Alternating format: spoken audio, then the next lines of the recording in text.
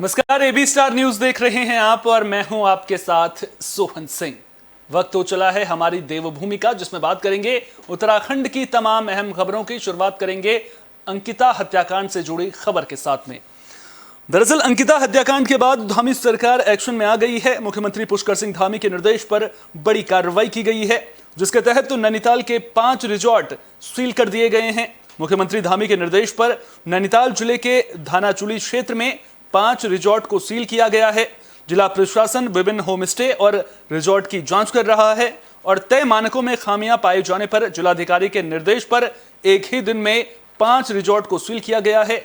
यही नहीं, पौड़ी की घटना के बाद मुख्यमंत्री पुष्कर सिंह धामी ने सभी जिलाधिकारियों को तमाम होटल और रिजॉर्ट की स्क्रूटनी करने के निर्देश दिए थे।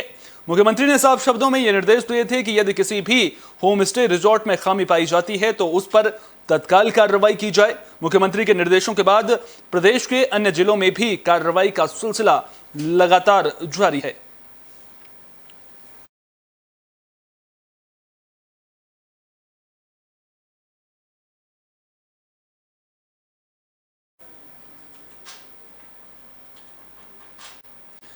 अंकिता हत्याकांड के बाद पहाड़ों पर उबाल देखने को मिल रहा था। लगातार परिजन अंतिम संस्कार कराने के लिए तैयार नहीं हो रहे थे, लेकिन मुख्यमंत्री पुष्कर सिंह धामी के एक फोन कॉल के बाद अंकिता का अंतिम संस्कार संपन्न हो गया है। उत्तराखंड की बेटी अंकिता भंडारी नवरात्रि की पूर्व और राष्ट्रीय बेटी दिवस की सांझ बेला में अपनी अनंत यात्रा पर निकल गई। हजारों लोगों की भीड़ की मौजूदगी में गम और गुस्से की मिले जुले माहौल में अंकिता का अंतिम संस्कार श्रीनगर के एनआईटी घाट पर किया गया। इस दौरान घाट पर अंतिम संस्कार में लोगों के उमड़े सैलाब को नियंत्रित करने के लिए पुलिस को तमाम मुश्किलों का सामना करना पड़ा। हर तरफ गम और गुस्से से भरे लोग देखने में बाहर से बेहद शांत थे, लेकिन उनके चेहरे के भाव बता रहे थे कि वे बहुत कुछ कहना चाहते थे। पोस्टमार्टम के बाद अंकिता के शव को श्रीनगर मोर्चरी में रखा गया था। गौरतलब है कि परिवार ने पोस्टमार्टम की मिली अंतरिम रिपोर्ट से ना इत्तेफाकी जताते हुए पूरी पोस्टमार्टम रिपोर्ट मिले बिना अंकिता का अंतिम संस्कार करने से मना कर दिया था। हजारों लोगों ने मोर्चरी पर डेरा डाल दिया था। बद्रीनाथ हाईवे पर जाम की वजह से हजारों वाहन वहां फंसे हुए थे। सारा दिन प्रशासन अंकिता के परिजनों को अंतिम संस्कार के लिए मनाता रहा, लेकिन परिजन अंतिम संस्कार के लिए उस वक्त तैयार हुए जब मुख्यमंत्री ने उनकी मांग मान लेने की हामी भर दी। शाम 6 बजे करीब अंकिता का शव एम्बुलेंस से घाट पर पहुंचाया गया। इस दौरान अंकिता के पिता और भाई भी साथ में थे। एनआईटी घाट पर पहले से ही भारी पुलिस बल तैनात कर दिया गया था। चूंकि अंकिता के शव को सूर्यास्त से पहले ही घाट तक पहुंचाया जाना जरूरी था, लिहाजा बेहद तेजी से अंकिता के शव को लेकर घाट तक पहुंचाया गया। अंतिम संस्कार के लिए पहले से ही तमाम तैयारियां कर ली गई थी। शव को तुरंत ही चिता पर रखा गया और इसके बाद अन्य धार्मिक क्रियाओं के बाद अंकिता के भाई ने चिता को मुखाग्नि दी, जिसके बाद अंकिता रिजॉर्ट के तमाम राज लिए हमेशा के लिए पंचतत्व में विलीन हो गई, जहां वो अपनी रोजी रोटी के लिए चाकरी कर रही थी। उत्तराखंड में अंकिता हत्याकांड के बाद से लगातार बवाल देखने को मिल रहा है। जिन पहाड़ों पर लोग सुकून ढूंढने के लिए पहुंचते थे, वो पहाड़ आज गुस्से में नजर आ रहा है। लोग अंकिता के इंसाफ के लिए गुहार लगा रहे हैं। धामी सरकार पर भी दबाव है। एसआईटी का गठन भी पूरे मामले में कर दिया गया है। जांच भी तेज की जा रही है। अवैध रिजॉर्ट पर भी शिकंजा कसना शुरू कर दिया गया है। लेकिन बड़ा सवाल ये कि अंकिता का बलिदान क्या एक बदलाव लेकर के आएगा और न जाने कितने रिजॉर्ट में इस तरह से मासूम बेटियों की जिंदगियों के साथ में छेड़खानी की जाती रही होगी।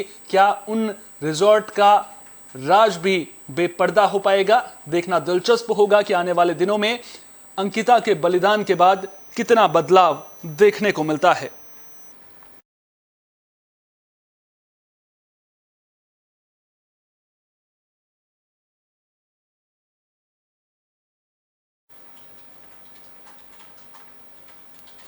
भले ही अंकिता का अंतिम संस्कार हो गया है, लेकिन लोगों का आक्रोश खत्म होने का नाम नहीं ले रहा है। अभी भी उत्तराखंड के कई जिलों से प्रदर्शन की खबरें लगातार सामने आ रही हैं। पूर्व राज्य मंत्री अकील अहमद की अगुवाई में हत्यारों को फांसी देने के लिए सेलाकुई से शहीद स्मारक तक आक्रोश रैली निकाली गई। रैली में बड़ी संख्या में महिलाएं भी शामिल हुई। पूर्व राज्य मंत्री अकील अहमद ने कहा कि एक तरफ बीजेपी के नेता कहते हैं बेटी बचाओ बेटी पढ़ाओ और दूसरी तरफ बेटियों का अपमान करते हैं और बेटियों के साथ दुष्कर्म और उनकी हत्या की जा रही है। बीजेपी का असली चेहरा जनता के सामने आ चुका है। अकील अहमद ने कहा कि जब से देश के अंदर मोदी सरकार आई और राज्य में बीजेपी की सरकार आई है, तब से देश प्रदेश के अंदर इनकी सरकारों में महिलाओं बेटियों के साथ बलात्कार, अत्याचार, लूट डकैती, हत्या जैसी घटनाएं बढ़ी हैं।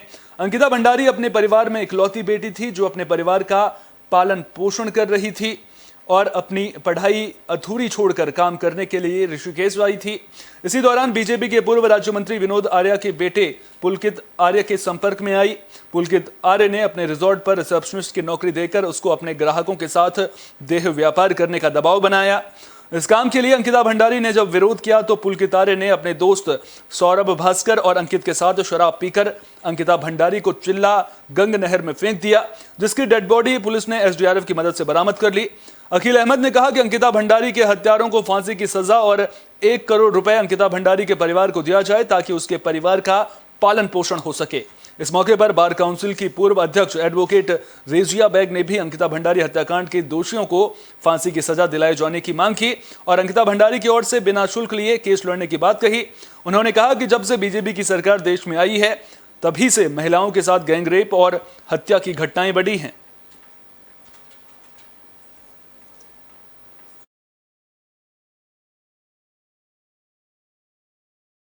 जब भी महिलाओं के साथ अपराध बढ़ा है, जब से बीजेपी सरकार आई, केंद्र में मोदी आए 7 साल और राज्यों में जो है बीजेपी की सरकार आई, उत्तर प्रदेश में, उत्तराखंड में, तब से आप देख लो कि कितने केस जो है बढ़ चुके हैं।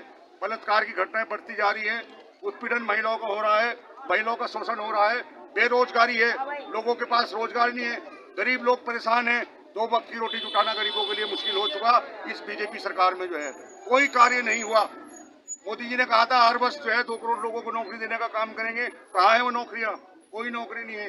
अगर नौकरी है भी उत्तराखंड राज्य में तो बीजेपी के नेताओं ने अपने रिश्तेदारों को शिक्षा जैसे विभाग में अरविंद पांडे मंत्री ने, जो पूर्व मंत्री रहे, उसने अपने रिश्तेदारों को जो है बिहार से लाके यहाँ पे नौकरी। तो अंकिता हत्याकांड को लेकर सियासत भी परवान चढ़ती हुई नजर आ रही है। अंकिता हत्याकांड के बाद अब बात उत्तराखंड में मौसम की भी कर लेते हैं। दरअसल उत्तराखंड में देर रात से बारिश का सिलसिला लगातार जारी है। बारिश ने हाहाकार मचा दिया है। उधम सिंह नगर में चारों ओर पानी ही पानी देखा जा सकता है। खेत हों या खलियान, आबादी वाले क्षेत्र सभी जलमग्न हैं। नैनीताल स्टेट हाईवे पूरी तरह समंदर बन गया है। इसके चलते कुछ देर के लिए स्टेट हाईवे बंद हो गया है। बता दें कि पहाड़ों और मैदानी इलाकों में हो रही बारिश से नदी नाले उफान पर हैं, जिससे विभिन्न स्थानों पर जलभराव की स्थिति उत्पन्न हो रही है। इसी के चलते देर रात बाजपुर की लेवड़ा नदी का जलस्तर अचानक बढ़ गया। नदी का जलस्तर बढ़ने से पानी नैनीताल रोड पर जमा हो गया, जिससे सड़क ने तालाब का रूप ले लिया। वहीं लेवड़ा नदी का जलस्तर बढ़ने से वार्ड नंबर 3, 13, 4, ग्राम चकरपुर समेत विभिन्न जगहों में जलभराव की स्थिति उत्पन्न हो गई। जलभराव की स्थिति उत्पन्न होने से लोगों को परेशानियों का सामना करना पड़ा है। वहीं तहसीलदार यूसुफ अली ने बताया कि बारिश के अलर्ट को देखते हुए प्रशासन पूरी तरह मुस्तैद बना हुआ है। उन्होंने बताया कि अत्यधिक बारिश के चलते जलभराव की स्थिति उत्पन्न हुई है और पानी निकासी की व्यवस्था की जा रही है।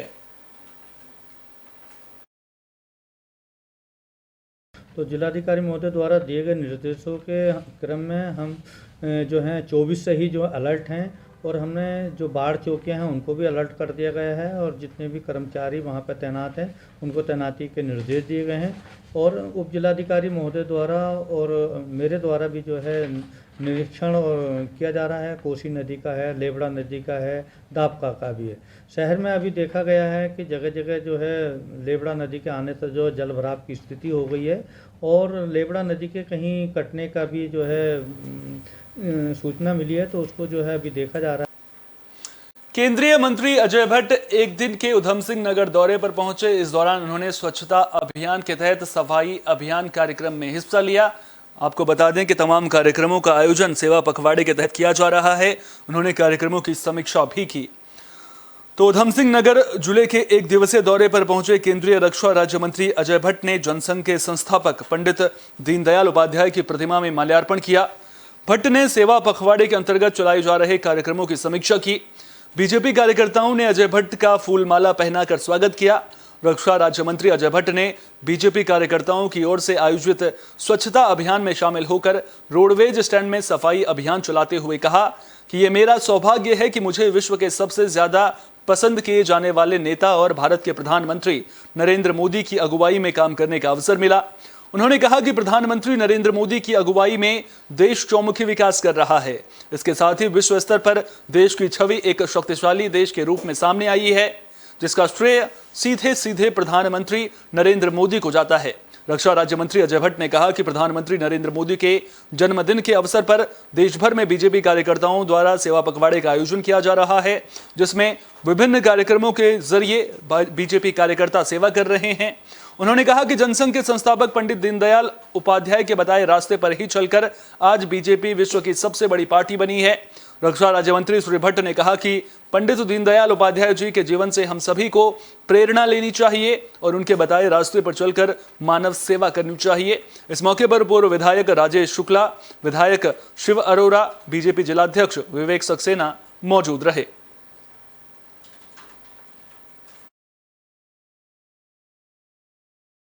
तीन बार, पहली बार, दूसरी बार, तीसरी बार, इस बार पुनः रेटिंग में माननीय प्रधानमंत्री जी नंबर 1 पर आ गए। INS विक्रांत देश को समर्पित हुआ, जो लगभग 20,000 करोड़ रुपए का है, मोदी जी ने समर्पित किया इन 7 सालों में। आज हम आत्मनिर्भर हो गए हैं हर तरफ से, जल में, थल में, नभ में पूरी तरह से मजबूती से उभर के आ रहे हैं। इसलिए ये सेवा पखवाड़ा जो हम आज कर रहे हैं, मोदी जी ने कहा भाई सेवा के रूप में। उधर जौनसार से बादल फटने की खबर सामने आ रही है। आपको बता दें कि बादल फटने की वजह से बड़ा नुकसान हुआ है, जिसके बाद प्रशासन की टीम मौके पर पहुंची और नुकसान का जायजा लिया है। तो देहरादून के जौनसार बाबर में आसमानी आफत के चलते भारी नुकसान देखने को मिला है। सहिया में बादल फटने से कई घर और पुल बह गए। राजस्व विभाग की टीम और प्रशासन की ओर से नुकसान का जायजा लिया जा रहा है ताकि नुकसान की भरपाई की जा सके।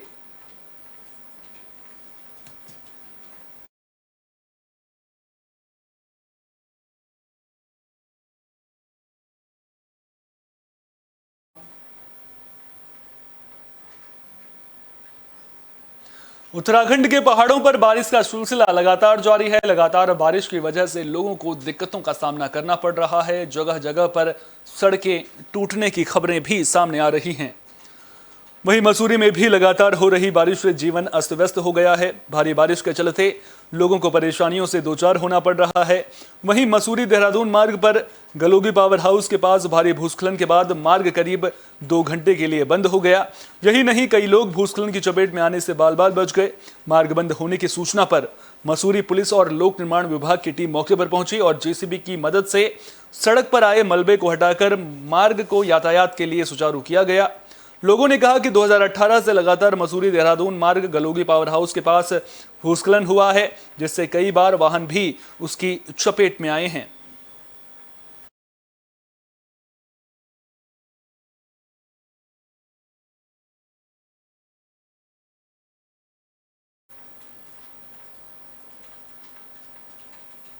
बुलेटिन में अब बात हरिद्वार पंचायत चुनाव की भी कर लेते हैं। दरअसल हरिद्वार में पंचायत चुनाव हो रहे हैं, जिसको लेकर प्रशासन की ओर से पुख्ता इंतजाम देखने को मिल रहे हैं। हरिद्वार में त्रिस्तरीय पंचायत चुनाव में जिले की 44 जिला पंचायत सीटों के साथ प्रधान, मेंबर और BDC के सैकड़ों प्रत्याशियों की किस्मत का फैसला होने जा रहा है। लोग सोमवार सुबह 8 बजे से मतदान केंद्र पहुंचने लगे। आपको बता दें कि हरिद्वार विकासखंड बहादुराबाद की 9 न्याय पंचायतों के 80 गांवों में मतदान प्रक्रिया शांतिपूर्ण हो, इसके लिए पुलिस ने सुरक्षा के पुख्ता इंतजाम किए हैं।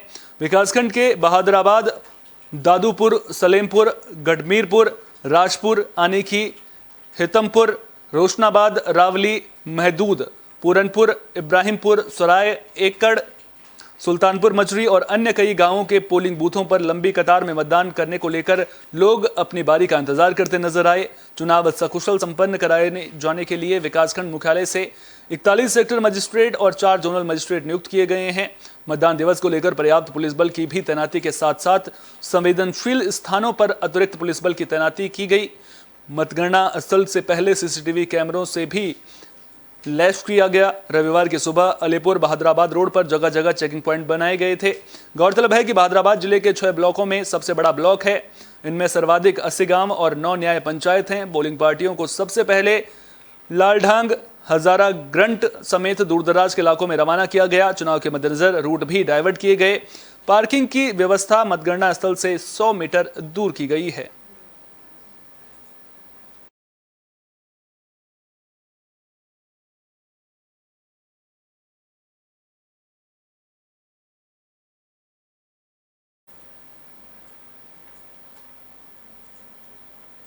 उत्तराखंड में पर्यटन की अपार संभावनाएं हैं और पर्यटन की दिशा में उत्तराखंड को मानचित्र पर एक अलग शक्ल देने के लिए उत्तराखंड सरकार भी लगातार कोशिश करती हुई नजर आ रही है। राज्य सरकार की ओर से पर्वतीय ग्रामीण लोगों को पर्यटन रोजगार को बढ़ावा देने के लिए होम स्टे योजना रंग ला रही है। अल्मोड़ा जिले में इस योजना के तहत करीब 350 होम स्टे संचालित किए जा रहे हैं। जिला अधिकारी वंदना सिंह ने विकासखंड हवलबाग के पटिया गांव में चल रहे होम स्टे का जायजा लिया और इसके संचालन की जानकारी ग्रामीणों से ली। वहीं उन्होंने जन समस्याओं को सुना। जिलाधिकारी ने कहा कि लोगों ने पुरानी शैली में बने अपने भवनों को होम स्टे का स्वरूप दिया है और इस योजना में इनके होम स्टे को पंजीकरण कराने का निर्देश पर्यटन विभाग को दिया गया है ताकि इसका लाभ ग्रामीण लोगों को मिल सके। वहीं लोगों का कहना है कि मिशन फॉर हिमालयन स्टडीज की मदद से 5 होम स्टे चल रहे हैं और ग्रामीणों को रोजगार भी मिल रहा है।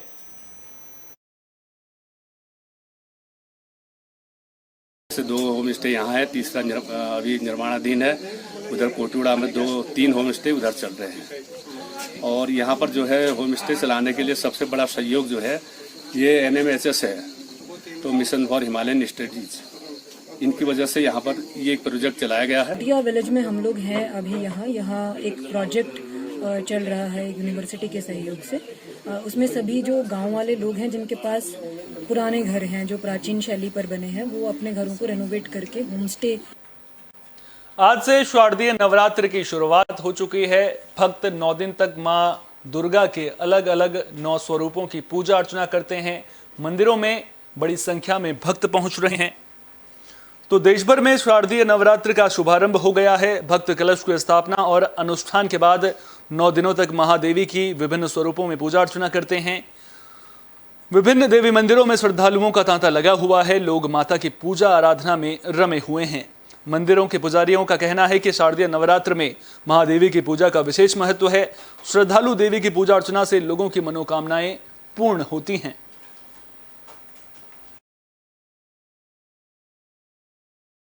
आज हमारी जो नवरात्रियां प्रारंभ हो रही है, प्रथमं शैलपुत्री, आज से जो हमारी नवरात्रियां ये शुरू हैं, तो इसमें माँ से प्रार्थना करते हैं कि पूरा संसार हरा भरा रहे, यशस्वी रहे, कीर्ति रहे। आज उत्तराखंड के खास बुलेटिन हमारी देवभूमि में फिलहाल के लिए इतना ही। देश दुनिया की तमाम अहम खबरों के लिए बने रहिए AB स्टार न्यूज के साथ, क्योंकि यहां पर खबरों का सिलसिला कभी नहीं थमता।